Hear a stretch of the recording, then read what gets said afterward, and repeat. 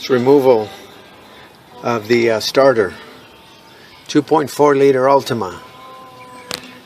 We've had this intake taken out for a while, but starter is right down there, and right now that the intake's not in, there's one bolt from the top. If you can see down here where my finger is, that top bolt right there is easy access from here. The rest is going to take place underneath, but I want to take this out right now, and then we get underneath, and we've got to take out this support here. This bracket here is going to come out, and you have access here from the back side of the engine. I'm going to remove. There's one bolt here, and I believe there's two bolts over there. I haven't got in there yet, but I'm going to put another floor jack and take this out. But put your supports up there. Disconnect the battery, obviously. If not, you'll kill yourself. But let me remove this this bracket and see what else we're in for.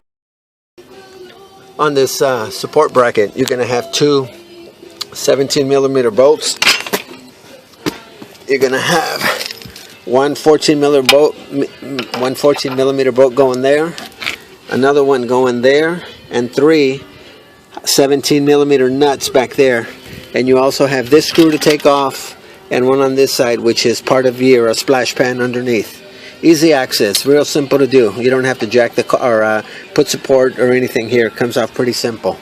And up on top, access to the top starter bolt is with a 14mm with an extension.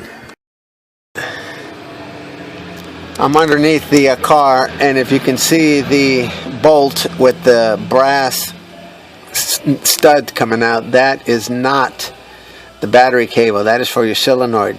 The battery cable is right above it. I cannot hold a wrench to it and do this at the same time, but it's at the top of that black cap. That's your battery cable. That needs to come out. Let me do that right now.